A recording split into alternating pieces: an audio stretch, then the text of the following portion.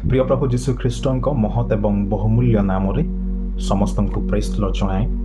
आज आम गोटे सुंदर प्रसंग उपर आलोचना करवा, शिक्षा लाभ करवा। ता होछि जगतर अधिपति। जगतर अधिपति किए एवं तार कॉन्सेप्ट कौन एवं तार गुणावली गुड़ाक ता उपर आम केमिति जय लाभ करिपरिबा से विषय आज आम आलोचना करवा।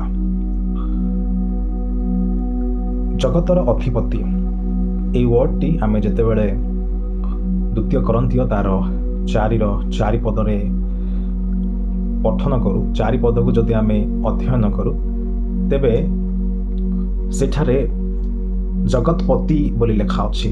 ଆଉ କେତେକ ଟ୍ରାନ୍ସଲେସନରେ ଜଗତର ଅଧିପତି ବୋଲି ଲେଖା ଅଛି। ମୁଁ ପଠନ କରିବି।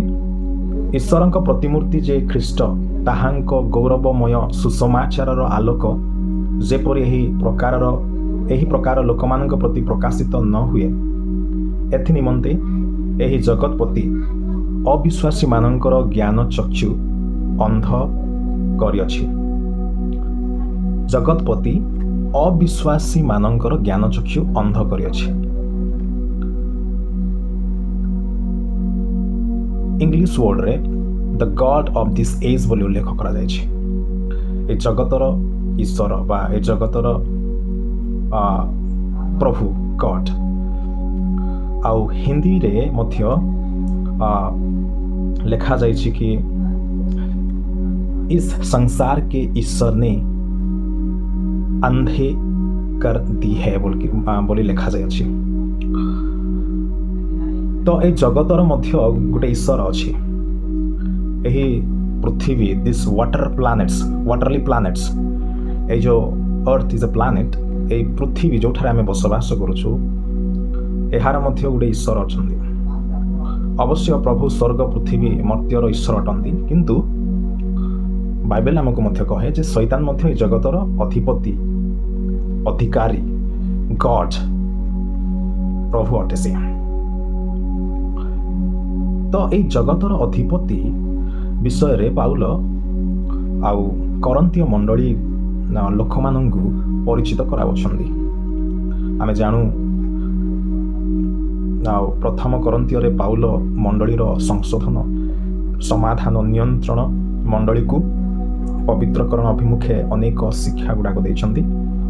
एवं द्वितीय करंतीय तार 4 रे आमे देखुछु कि से सुसमाचार आलोक बा सुसमाचार जे जनकु परिवर्तन कराई थाए बा आलोक आड़कू नहीं चक्षु उन्मुक्त करि थाए सत्य ज्ञान प्राप्त हेबा पई।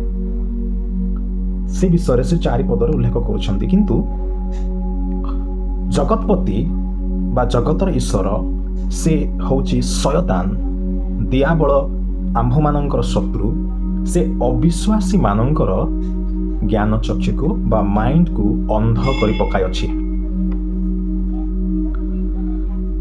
तेबे आसु आमे ए जगतपति बा जगतर अधिपति यांक विषय किछि आमे वाक्यरु शिक्षा लाभ करिबा। एबे वर्तमान परिस्थिति रे मध्य अनेक ख्रिस्टियन हेले हैं, भिन्न भिन्न डिनोमिनेशन को फॉलो कले हैं। शैतान रो टैक्टिक्स रे, शैतान रो स्नेर रे, फांद रे, हाबुड़ रे पड़ी शिकार हो अछंती। तेणु अविश्वासी मानू बंधन रे थिबा व्यक्ति मानू ओवरकम करबा आवश्यक अटे, विजय हेबा आवश्यक अटे। ए जगतर अधिपति उपरे, ए संसारर समस्त डिमोनिक फोर्सेस उपरे, अंधकार शक्ति उपरे जो जगतपति बा शयतान जे इनविजिबल स्पिरिट अटे, अदृश्य आत्मा अटे, से अदृश्य भाव रे भिन्न भिन्न लोक मानू इन्फ्लुएंस कराई थाए, मंद कार्य पकाई थाए। ता उपरे जयलाभ करिबा पाई आमको अधिक सचेतन हेबाको हबो। बा जो माने ख्रीष्टन कठारे नाहांती, ख्रीष्टन को जानि नाहांती, सुसमाचारर आलोक प्राप्त होई सत्य ज्ञान पाई नाहांती, से माने केमिति विजय जीवन काटिबा बा केमिति आमे शैतानर कबळरू मुक्त होई ज्योति स्वरूप सुसमाचार द्वारा ସତ୍ୟ ଜ୍ଞାନକୁ ପ୍ରାପ୍ତ ହେବା, ସେହି ବିଷୟରେ ଆମେ ଚିନ୍ତା କରିବା ଆବଶ୍ୟକ ଅଟେ। ତ ପ୍ରଥମ ବିଷୟ ହେଉଛି ଯେ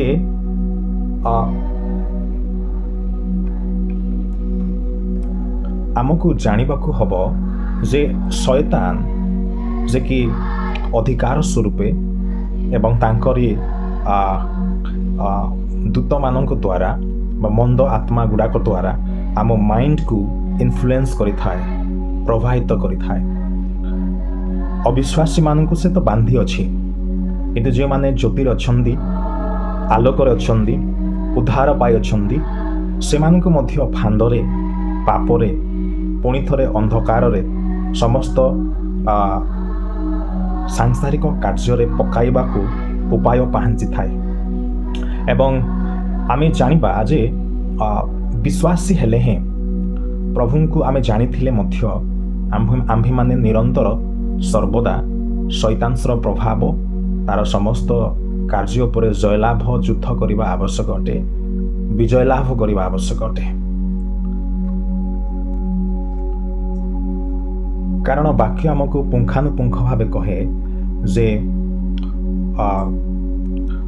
ଏଫେସିୟ ପୁସ୍ତକ 6ରେ ଲେଖା ଅଛି ଯେ ଆମେ କେମିତି ଈଶ୍ୱର ଦତ୍ତ ସଜ୍ଜାକୁ ପରିଧାନ କରି ଅଦୃଶ୍ୟ ଜଗତର ଅଧିପତି ଏବଂ ଏହି ସକଳ ଅଦୃଶ୍ୟ ଆତ୍ମା ଗୁଡ଼ାକ ପାପାତ୍ମା ବିରୁଦ୍ଧରେ ଯୁଦ୍ଧ କରି ସ୍ଥିର ଭାବରେ ଠିଆ ହେଇଥାଉ। ଏ ବିଷୟ ଆମକୁ ବାକ୍ୟ ଶିକ୍ଷା ପ୍ରଦାନ କରିଥାଏ। ତ ଏ ଜଗତର ଅଧିପତିର କେତେକ ଗୁଣ ଗୁଡ଼ାକ ଆମେ ଆଲୋଚନା କରିବା। ପ୍ରଥମ ବିଷୟ ହେଉଛି ଡିସିଭର।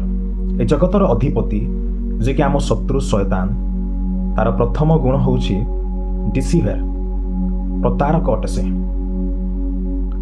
ସେ ପ୍ରତାରଣାମୂଳକ କାର୍ଯ୍ୟ, ଡିସିଭିଂ, ଠକିଥାଏ ଆମକୁ, ସେ ଡିସିଭ୍ କରିଥାଏ।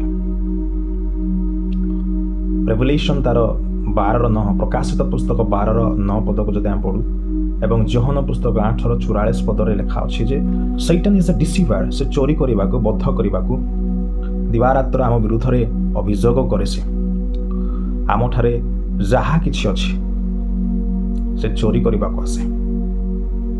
ଉଦାହରଣ ସ୍ୱରୂପ ଆମେ ଜାଣୁ ଯେତେବେଳେ ଏଦନ ଉଦ୍ୟାନରେ ଆଦମ ହବା ଥିଲେ, ଆଉ ଏକ ଭିନ୍ନ ରୂପ ନେଇ ଶୈତାନ ପ୍ରତାରଣା ଠକିବା ପାଇଁ ଆସିଥିଲା।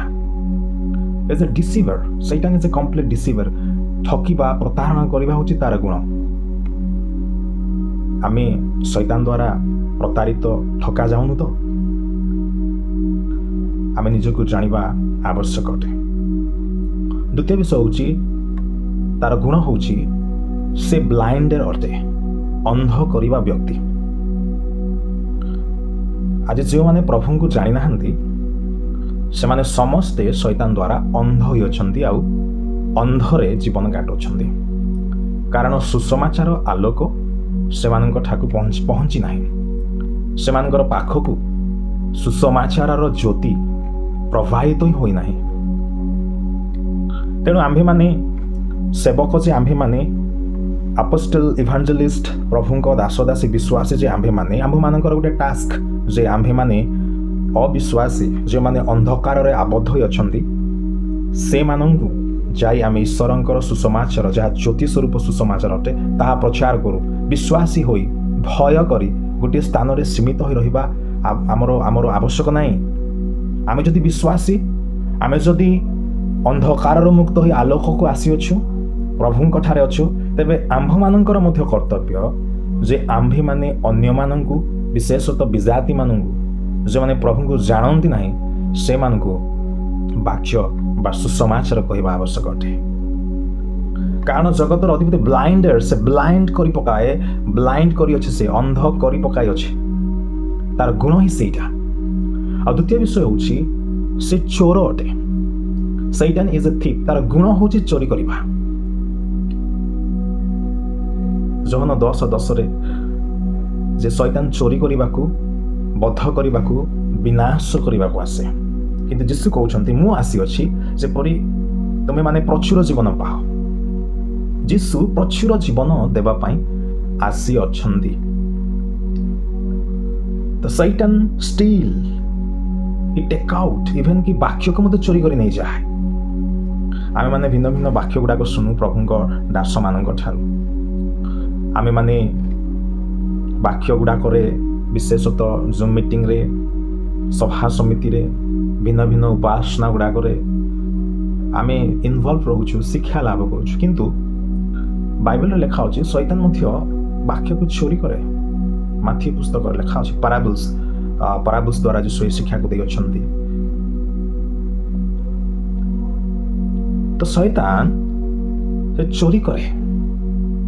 ଆମଠାରେ ଥିବା ଅଭିଷେକକୁ ବି ସେ ଚୋରି କରିପାରେ, ଆମର ଥିବା ଭଲ ଗୁଣକୁ ମଧ୍ୟ ଚୋରି କରିପାରେ। ଯାହା ବି ସ୍ପିରିଚୁଆଲି ଗିଫ୍ଟସ୍ ଅଛି ତାହା ସେ ଚୋରି କରି ପକାଏ, ଆମକୁ ପାପରେ ପକାଇ ଭିନ୍ନ ଭିନ୍ନ ପରୀକ୍ଷା ପ୍ରଲୋଭନ ଦ୍ୱାରା ଆସକ୍ତ କରାଏ। ଆମକୁ ସେ ଆମଠାରୁ ସେ ଚୋରି କରିଥାଏ। ତେଣୁ ଆମେମାନେ ଶୈତାନର ଏହି ଗୁଣକୁ ଜାଣିବା ଆବଶ୍ୟକ ଅଟେ। ଚତୁର୍ଥ ବିଷୟ ହେଉଛି ରୁଲର ଅଫ୍ ଡାର୍କନେସ୍। ଅନ୍ଧକାରର ଶାସକ ସେ ଅଟେ ବା ଅଧିପତି। Ruler of darkness. ଏଫେସିୟ ତାର 6:12 ପଦରେ ଲେଖା ଅଛି ଏବଂ କଲସିୟ ତାର 1:13 ପଦରେ ଲେଖା ଅଛି।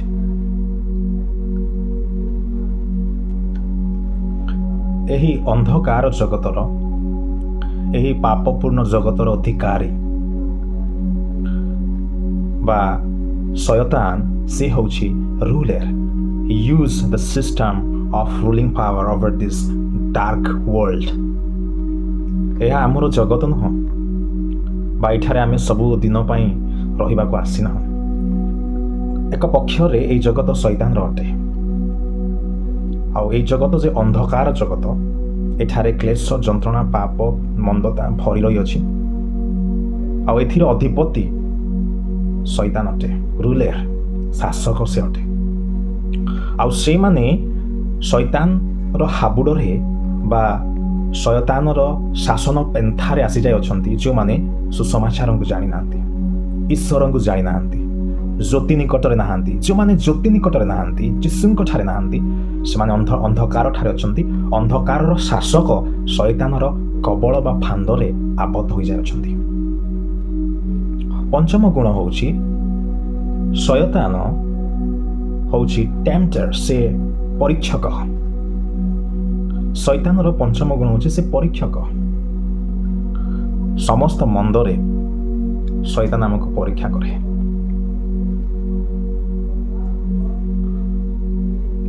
ଯଦି ଆମେ ବାକ୍ୟକୁ ଦେଖିବା ମାଥ୍ୟୁ ପୁସ୍ତକ 4ରେ ଯେ ଶୈତାନ ଯୀଶୁଙ୍କୁ ପରୀକ୍ଷା କରୁଅଛନ୍ତି ତାଙ୍କ ସହିତ ଏଗ୍ରିମେଣ୍ଟ ହେବା ପାଇଁ।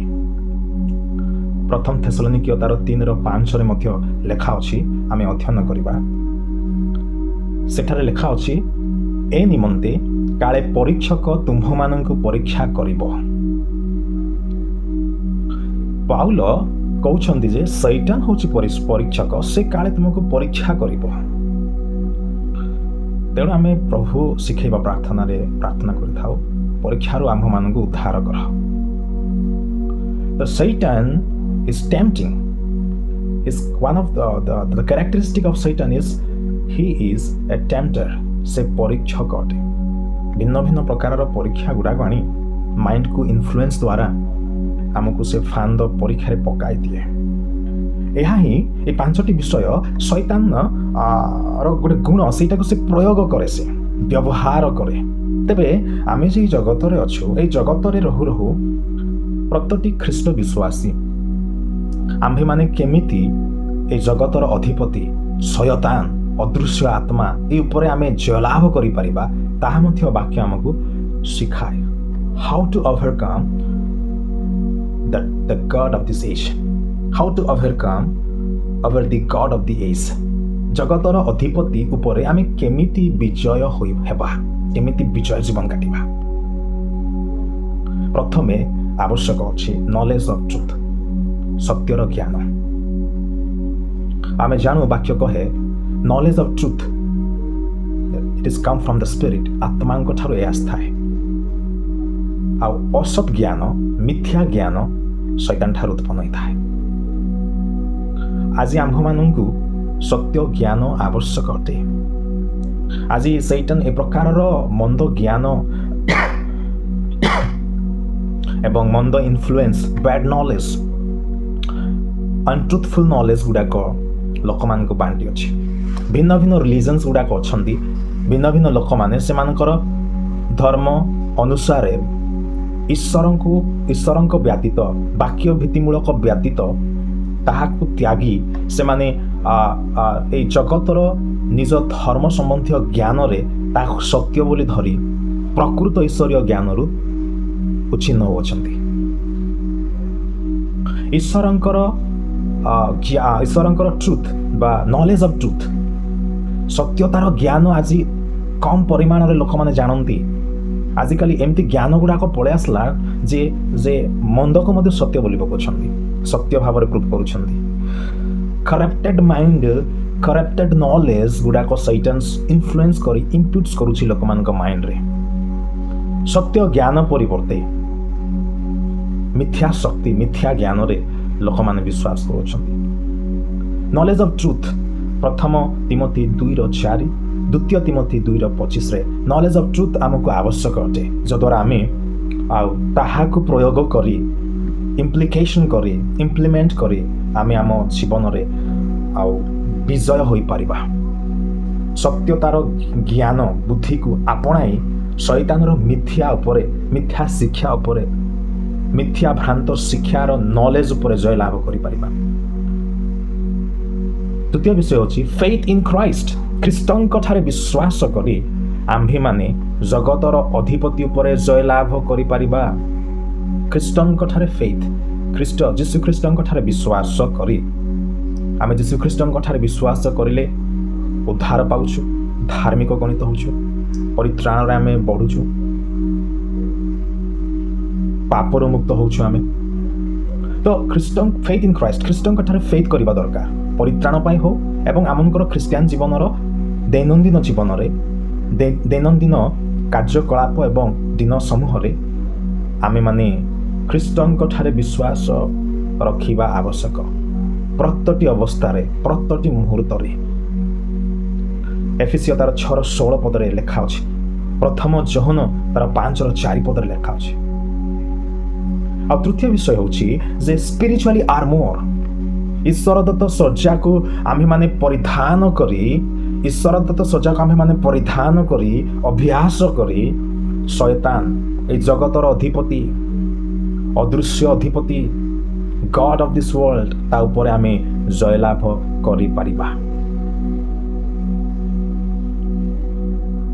ଆତ୍ମିକ ସଜ୍ଜା, ସ୍ପିରିଚୁଆଲ ଆର୍ମର, ଯାହାକି ଏଫେସିୟ ତାର 6:10-18 ପଦ ପର୍ଯ୍ୟନ୍ତ ଲେଖା ଅଛି। ପ୍ରଥମ ଥେସଲୋନିକୀୟ 5:8, ପ୍ରାର୍ଥନା, ଈଶ୍ୱର ଦତ୍ତ ସଜ୍ଜା ଆମେ ଗୋଟି ଗୋଟି କରି ଜାଣୁ, ସେଇଟା ଆମେ ପଠନ କରିବା, ଆମେ ଫ୍ରି ଟାଇମ୍ରେ ସେଇଟାକୁ ଅଧ୍ୟୟନ କରିବା ଆଉ ପଚାରିବା, ପ୍ରଭୁ ଏହି ଈଶ୍ୱର ଦତ୍ତ ସଜ୍ଜାରେ ମୋତେ ପ୍ରସ୍ତୁତ କର। ପ୍ରାର୍ଥନା ଗୋଟେ ସଲିଡ୍ ଆଟାକିଂ ଆର୍ମର। ତେଣୁ ଆମେ ନିରନ୍ତର ପ୍ରାର୍ଥନା କରି ଆମେ ଯୁଦ୍ଧ ପାଇଁ ପ୍ରସ୍ତୁତ ହେବା ଦରକାର। ଆମଙ୍କର heart is a battlefield, ଆମଙ୍କର mind is a battlefield, battleground. ଯୁଦ୍ଧ ଏଇଠାରେ ହୋଇଥାଏ। ତେଣୁ ଏହି ମେଥଡ୍ସକୁ ଆମେ ପ୍ରୟୋଗ କରି ଏ ଜଗତର ଅଧିପତି ଯେ କି ପ୍ରତାରଣା, ତାଡ଼ନା, ମିଥ୍ୟା, ପରୀକ୍ଷା ପ୍ରଲୋଭନରେ ଆମକୁ ଫାନ୍ଦ ସ୍ୱରୂପେ ବାନ୍ଧି ପକାଉଛି, ତା ବିରୁଦ୍ଧରେ ଆମେ ଜୟଲାଭ କରିବା। ଆଜି ଶୟତାନ ଖୋଜି ବୁଲୁଅଛି ଆମକୁ ଗ୍ରାସିବା ପାଇଁ, ଆମଙ୍କର ଲାଇଫକୁ ଡାଉନ୍ କରିବା ପାଇଁ, ଆମଙ୍କର ଫ୍ୟାମିଲିକୁ ଡାଉନ୍ କରିବା ପାଇଁ, ଆମଙ୍କର ମ୍ୟାରେଜ ଲାଇଫକୁ, ଆମଙ୍କର ଗୋଟେ ହାପି ଜିନ୍ଦଗିକୁ, ଗୋଟେ ଖୁସି ଜୀବନକୁ, ଆମ୍ଭମାନଙ୍କର ପ୍ରତ୍ୟେକଟି ଜୀବନ ଯାହା ଆମେ ଆଶୀର୍ବାଦ ଯୁକ୍ତ ହୋଇ ଜୀବନ କାଟିବା ପାଇଁ ଚାହୁଁଛୁ, ସେ ଜୀବନକୁ ବିନାଶ କରିବା ପାଇଁ ଖୋଜି ବୁଲୁଛି ସେ। ଏ ଜଗତର ଅଧିପତି ସାଧାରଣ ନୁହେଁ। ତେଣୁ ଆମେ ପ୍ରସ୍ତୁତ ହେବା, ଜାଗିବା, ପ୍ରିପାରେସନ୍ ହେବା, ତାର ଗୁଣ ଗୁଡ଼ାକକୁ ଆମେ ଜାଣିବା ଏବଂ ତା ଉପରେ ବିଜୟ ଲାଭ କରିବା। ତେଣୁ ପ୍ରଭୁ ଆମକୁ ସାହାଯ୍ୟ କରନ୍ତୁ, ଯେପରି ଆମେ ଆପଣା ବ୍ୟକ୍ତିଗତ ଜୀବନକୁ ପ୍ରିପାରେସନ୍ କରୁ, ଖ୍ରୀଷ୍ଟଙ୍କ ରକ୍ତରେ, ଯୀଶୁଙ୍କ ନାମରେ ଆମେ ବିଜୟ ଲାଭ କରୁ। ଆମେ ଶୈତାନ ଠାରୁ ବିଜୟ ଲାଭ କରିବା ଆବଶ୍ୟକ ଅଟେ। ମନୁଷ୍ୟ ସହିତ କାମୁଡ଼ି ଯୁଦ୍ଧ ଝଗଡ଼ା ହେଇ ବିଜୟ ଲାଭ କରିବା, ଦେଶ ଦେଶ ମଧ୍ୟରେ ଯୁଦ୍ଧ ପରିସ୍ଥିତିକୁ ଆଣି ଜୟଲାଭ କରିବା, ଏଇଟା ନୁହଁ। Spiritually we need to be get victory over ସୈତାନ। ଆଧ୍ୟାତ୍ମିକ ଜୀବନରେ ଆମେ ସ୍ପିରିଚୁଆଲି ଆମେ ସୈତାନ ଉପରେ ଜୟଲାଭ କରିବା ଦରକାର। ଏ ଜଗତର ଅଧିପତି ଉପରେ ଜୟଲାଭ କରିବା ଦରକାର। ପ୍ରଭୁ ଆପଣମାନଙ୍କୁ ମୋତେ ପ୍ରଚୁର ଭାବେ ଆଶୀର୍ବାଦ କରନ୍ତୁ। ସମସ୍ତଙ୍କୁ ପ୍ରେଜ୍ ଦ ଲର୍ଡ।